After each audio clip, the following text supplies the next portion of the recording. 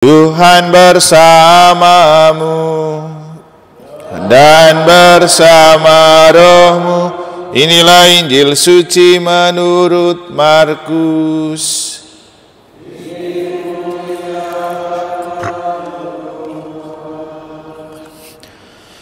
Sekali peristiwa, Yesus yang bangkit dari antara orang mati menampakkan diri kepada ke-11 murid dan berkata kepada mereka, "Pergilah ke seluruh dunia, beritakanlah Injil kepada segala makhluk. Siapa yang percaya dan dibaptis akan diselamatkan, tetapi siapa yang tidak percaya akan dihukum. Tanda-tanda ini akan menyertai orang-orang yang percaya. Mereka akan mengusir setan-setan demi namaku. Mereka akan berbicara dalam bahasa-bahasa yang baru bagi mereka. Mereka akan memegang ular, dan sekalipun minum racun maut, mereka tidak akan mendapat celaka. Mereka akan meletakkan tangannya atas orang sakit, dan orang itu akan sembuh."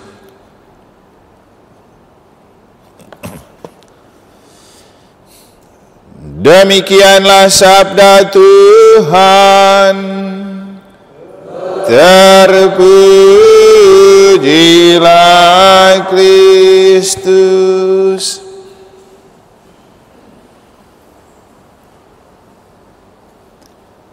Para suster, Bapak Ibu, saudara-saudari, adik-adik dan anak-anak sekalian yang saya kasih dalam Tuhan, semua orang mengharapkan perubahan. Bahkan dalam perhelatan politik ada partai yang mengusung perubahan. Lalu ada yang komentar, apanya lagi yang dirubah? Jangan sampai merusakkan yang sudah ada. Tapi perubahan memang itu perlu. Kalau dalam filsafat, definisi perubahan itu sesuatu yang lain dari sebelumnya. Ada sesuatu yang baru dari yang tampak lama. Hidup juga harus selalu berubah. Dunia kita pasti selalu berubah, bahkan perubahannya begitu cepat. Nah, dalam perubahan dunia yang begini cepat, tentu kita juga diseret untuk berubah. Namun orang bilang kita tidak bisa mengubah dunia, tapi yang ada kita bisa mengubah cara kita hidup di dunia. Demikian juga di tempat kita tinggal dan kita bekerja. Di sana sudah ada sistem dan ekosistemnya. Kita yang masuk ke sana harus menyesuaikan diri dengan sistem dan ekosistem yang ada, supaya kita bisa nyaman di situ. Dan biasanya ketika kita masuk di satu sistem dan ekosistem, kita harus menyesuaikan diri dengan apa yang sudah ada di sana, bukan kita yang hadir untuk mengubah. Maka yang perlu dalam perubahan adalah kita yang bisa mengubah diri, bukan kita yang mengubah situasi. Karena kalau kita sudah bisa mengubah diri, maka otomatis situasi dan kondisi kita pun akan berubah. Nah, pertobatan Paulus memberikan pelajaran kepada kita arti perubahan dan dari mana perubahan itu bisa terjadi. Paulus dalam cerita hidup sebelumnya tampil sebagai seorang preman, pengejar dan pembunuh murid-murid Yesus. Bahkan dia meminta restu di Yerusalem untuk dia diberikan privilege dalam rangka mengejar dan membunuh murid-murid Yesus. Dan itulah yang dia lakukan ketika ia dalam perjalanan ke Damsyik. Tapi justru di tengah jalan ia ditangkap oleh Tuhan Yesus. Apa yang membuat dia bisa ditangkap oleh Tuhan? Seperti yang saya katakan di bagian awal, sejahat apapun kita, kalau sedikit saja ada ruang hati untuk Tuhan bekerja, maka kita bisa berubah. Nah, itulah yang mengubah Paulus. Sedikit ruang yang ada di hatinya untuk membiarkan Tuhan bekerja. Ketika dia tidak bisa melihat dan mengalami suatu penglihatan, dia langsung bertanya, "Siapakah engkau, Tuhan?" Kenapa dia langsung menyebut itu Tuhan? Padahal kan dia orang anti Tuhan. Tentu karena roh Yesus sudah lebih dahulu bekerja di dalam dirinya. Maka sebenarnya perubahan Paulus pertama dan utama itu rencana Tuhan. Demikian juga perubahan di dalam diri dan hidup kita. Pertama-tama itu karya Tuhan. Kalau tidak akan bisa terjadi sehebat apapun kita. Maka kesimpulannya, kalau mau mengalami perubahan dalam hidup, buka hati untuk membiarkan Tuhan bekerja. Maka kembali ke bangsa kita yang dengan beberapa partai mengusung perubahan. Memang mereka bisa ngubah ini dunia kalau tidak percaya kepada Tuhan. Jangan lupa pengalaman COVID telah menunjukkan kepada kita bahwa sepintar dan sehebat apapun kita di dunia, terlalu gampang untuk menderita dan mati. Tapi kalau Tuhan bekerja, hal yang mustahil akan menjadi tidak mustahil. Maka iman itu penting. Dan dalam Injil, Yesus berbicara tentang kriteria orang-orang yang percaya. Dan orang-orang yang percaya itu memiliki kriteria yang sebenarnya mustahil sekali untuk kita. Orang yang percaya itu mereka yang bisa mengusir setan-setan dalam namaku, berbicara dalam bahasa-bahasa yang baru, memegang ular, walaupun minum racun maut, tidak mendapat celaka, dan ketika meletakkan tangan atas orang sakit, orang itu akan sembuh. Ini kriteria orang percaya. Nah, kita tentu tidak gampang melakukan hal itu. Mungkin karena kita kurang percaya.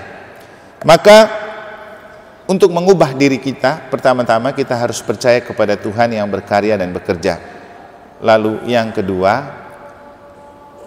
coba sedikit membuka ruang hati untuk Tuhan bekerja. Untuk apa Tuhan mentobatkan Paulus? Jawabannya, untuk mewartakan Injil.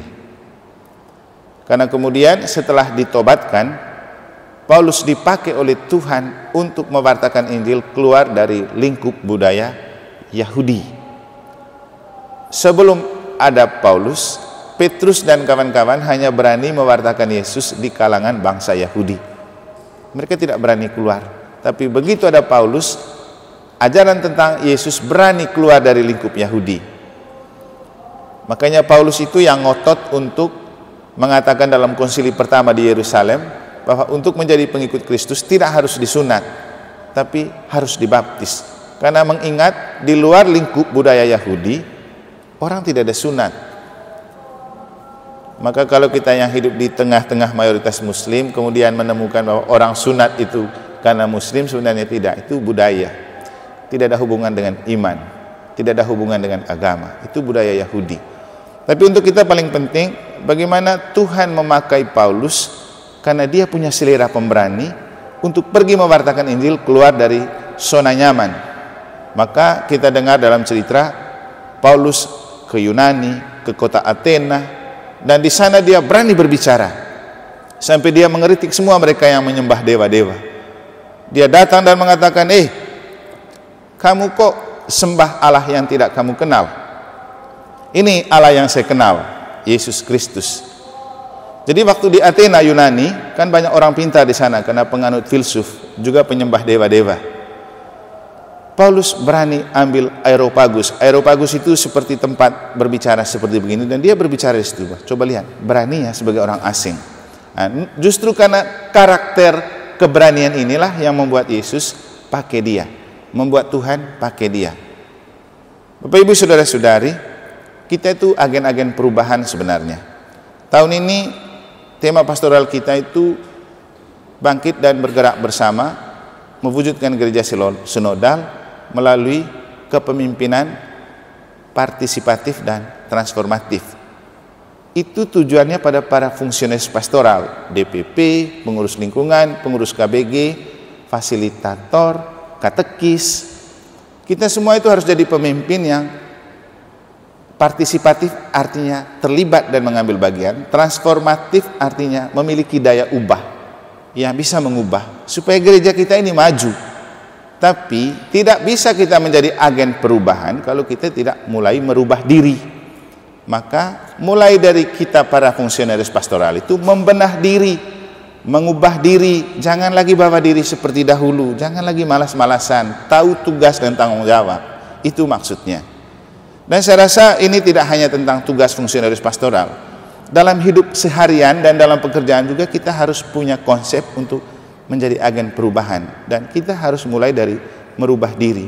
Orang kalau mau sehat harus rubah gaya hidup, harus rubah pola makan. Kalau tidak, tidak ada perubahan. Orang kalau buncit dan besar, dia harus memperbaiki pola hidup, pola makan, dan segala macam gaya hidup. Kalau tidak berani mengubah dari dalam, tidak akan ada perubahan. Dia tidak akan ramping. Gitu juga hal-hal lain. Jadi pertobatan Paulus membantu kita untuk membenah diri, untuk kembali ke dalam diri, untuk mengubah gaya hidup yang mungkin tidak membangun, tetapi dengan kesadaran iman bahwa Tuhanlah yang pertama dan utama yang bisa mengubah kita. Maka doa itu penting, hidup rohani itu penting, karena seluruh perubahan hidup hanya bisa terjadi kalau Tuhan pemilik hidup bekerja dari dalam diri kita. Itulah yang terjadi dengan Paulus ketika Tuhan masuk di dalam dirinya, bekerja dari dalam dirinya. Itulah yang membuat Saulus yang adalah penjahat berubah menjadi Paulus yang adalah rasul pewarta Injil. Semoga Tuhan memberkati kita.